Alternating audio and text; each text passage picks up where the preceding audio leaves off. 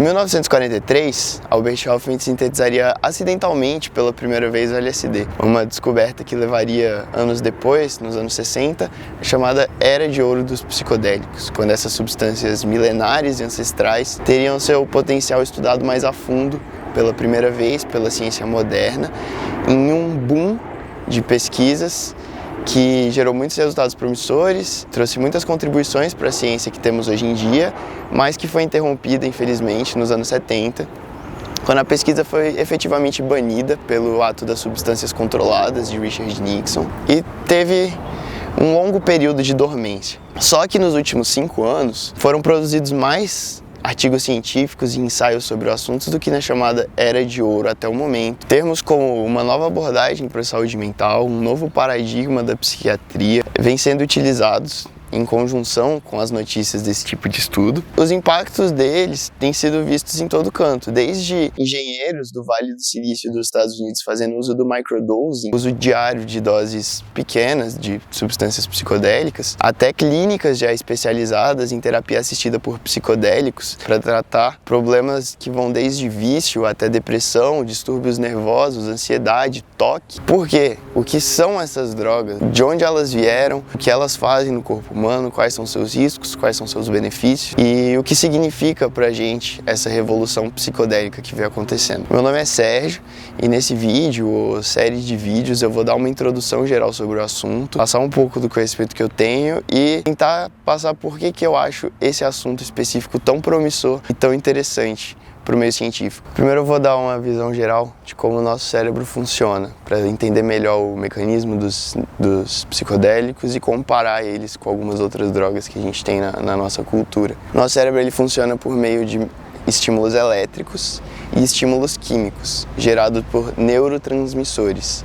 São moléculas específicas que atuam em receptores específicos e geram efeitos, não vou falar específicos, e ativam áreas determinadas do cérebro que regulam certos efeitos. Por exemplo, a serotonina é um neurotransmissor que atua nos receptores de serotonina, atua na nossa regulagem de sono, de humor, de apetite, de sensações de empatia e afeto por outras pessoas. Da mesma forma, a dopamina, ela atua nos receptores de dopamina e gera sensações de prazer, é o nosso mecanismo de recompensa do cérebro. Então ele atua nas nossas necessidades fisiológicas básicas, como comer, e qualquer droga que mexa nesses circuitos de dopamina ou até mesmo de serotonina às vezes é propensa a vício e a causar desequilíbrios no cérebro. Claro que essa é uma visão muito simplificada, os neurotransmissores têm efeitos muito mais complexos, entre si eles atuam e a gente já viu que não é tão específico assim no cérebro, tal neurotransmissor faz tal coisa, mas essa visão geral dá uma base muito útil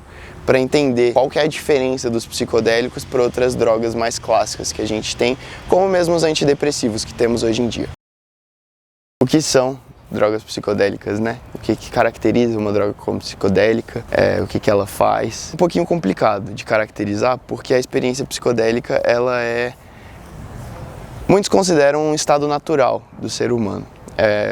Algumas formas de meditação, de trabalho de respiração conseguem atingir estados psicodélicos iguais aos atingidos pelos psicodélicos sem o uso de nenhuma substância a mais. Então eu vou caracterizar aqui como drogas que levam a um estado psicodélico, e esse estado psicodélico ele é complexo, ele é multifatorial, ele é muito difícil de explicar e ele é a explicação central para todos esses efeitos e todos esses benefícios que eu venho discutindo aqui. Então são drogas que levam ao estado psicodélico. Dentro dessa categoria de drogas psicodélicas, existem os psicodélicos clássicos, que são o LSD, o DMT, o princípio ativo da ayahuasca, a psilocibina, o princípio ativo dos cogumelos, e a mescalina, que é o princípio ativo do cacto peyote. Todos eles têm um mecanismo de ação similar e bem estudado, bem reconhecido atualmente, que as moléculas são parecidas com as moléculas de serotonina. Então elas conseguem se ligar no mesmo receptor e exercer efeitos diferentes, promovendo uma integração muito maior do cérebro temporária entre áreas que normalmente não interagem e promovendo também um estado místico, espiritual, de contato com o divino e muitas vezes inexplicável. Também tem os psicodélicos não tradicionais, que são os principais de citar, o MDMA e a ketamina. O MDMA ele atua aumentando os níveis de serotonina do nosso cérebro temporariamente, e a ketamina ela é um anestésico que já foi usado em contextos hospitalares e ele é um dissociativo. Mas mesmo eles não tendo mecanismos de ação parecidos, eles geram estados sim psicodélicos, ainda que algumas diferenças, e o tratamento usando essas substâncias ainda é terapia psicodélica. E quais os riscos e potenciais malefícios desse tipo de substância?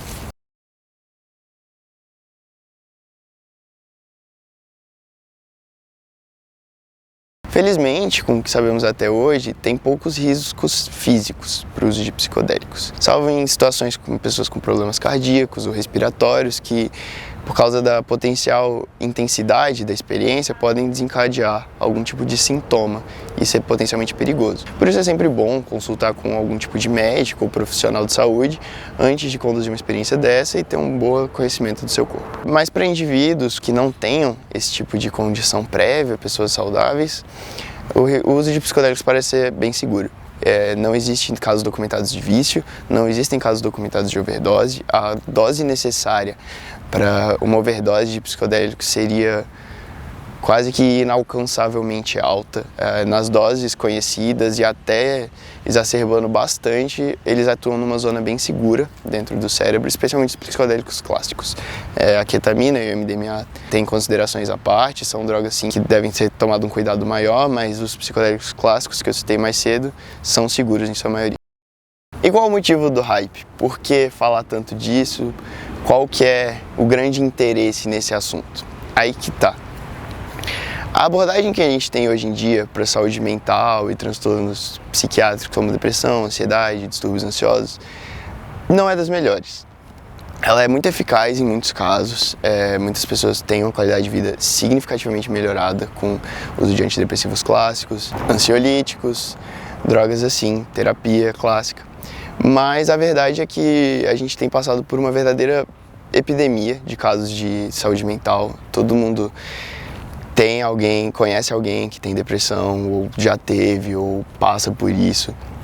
E uma abordagem nova é muito valiosa num tempo que nem esse. E é isso, acima de tudo, que os psicodélicos trazem. Eles fazem o cérebro funcionar de uma maneira diferente, te colocam momentaneamente em um estado que você consegue lidar melhor com seus problemas visto de fora e abordar eles com menos medo, com menos mecanismos de defesa que normalmente estão lá. Então eles promovem uma visão muito mais holística, que une o corpo, a sua mente, até mesmo a alma, dependendo de quem você perguntar, e dão uma abordagem que é muitas vezes mais eficaz. Muitos casos de depressão resistente a qualquer tipo de tratamento clássico que temos hoje em dia são significativamente melhorados ou até mesmo curados com doses únicas, sessões únicas de terapia psicodélica ou poucas sessões espalhadas ao longo de alguns meses. Não é uma coisa que requer um tratamento contínuo. E mais cientificamente falando, tirando um pouco da minha opinião do assunto, essa é uma área que,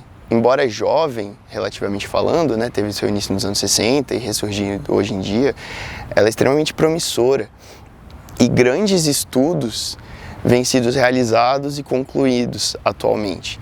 A Compass, uma enorme empresa, tem conduzido um estudo com psilocibina ao longo de vários países, com fases múltiplas, extremamente bem regulamentado e que mantém os resultados extremamente promissores. Da mesma forma, a MAPS, a Associação Multidisciplinar para Estudos Psicodélicos, uma das grandes entidades do assunto hoje em dia, fundada nos anos 70, conduz muitos ensaios clínicos com a terapia de MDMA para tratar especialmente o transtorno de estresse pós-traumático, uma doença que aflige muitas vítimas de situações perturbadoras, traumatizantes e que muitas vezes não tem cura.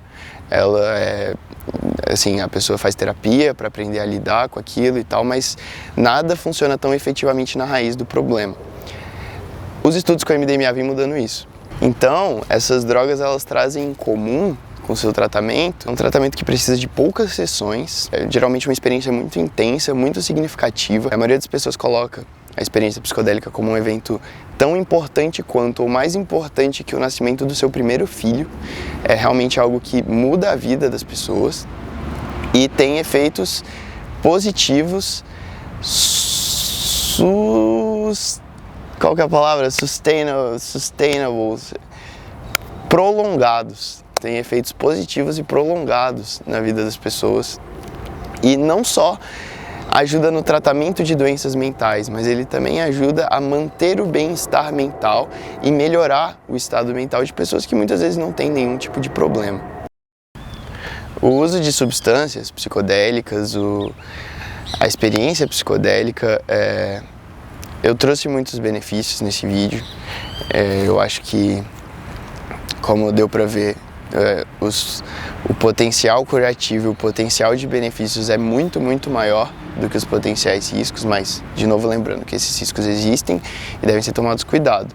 Então, eu não estou aqui recomendando a ninguém ter experiências psicodélicas clandestinas, tudo isso deve ser acompanhado. Eu estou meramente apontando para a ciência dos fatos e mostrando como é que essa é uma zona promissora